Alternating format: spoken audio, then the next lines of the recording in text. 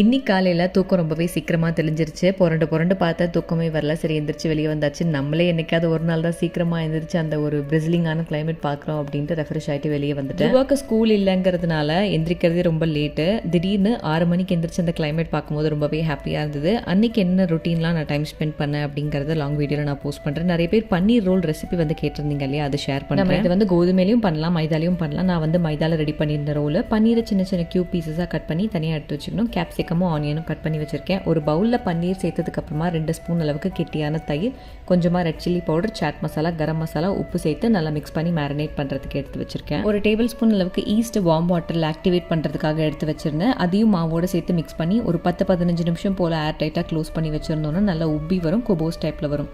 ஒரு பேனில் கொஞ்சமாக எண்ணெய், வெஜிடபிள்ஸ் ஆட் பண்ணி நல்லா சாட்டே பண்ணதுக்கப்புறம் அந்த பன்னீர் ஸ்டஃப் ஆட் பண்ணிவிட்டு கொஞ்சமாக red chilli flakes and tomato ketchup ஒரு மைல்டு ஸ்வீட்னஸ்க்காக சேர்த்துருக்கேன். அவ்வளோதான், இந்த ஸ்டஃபிங் வந்து ரெடி ஆகிடுச்சு. பண்ணி வச்சிருக்கிற குபோஸோட லெட்யூஸ் அண்ட் நம்ம ஸ்டஃபிங்கும் ஆட் பண்ணியாச்சு அப்படின்னா சூப்பரான பன்னீர் ரோல் ரெடி ஆயிரும். ஒருத்தருக்கு 2 பன்னீர் ரோல் ஸ்டஃபிங்காக இருக்கும். கண்டிப்பாக ட்ரை பண்ணி பாருங்கள்.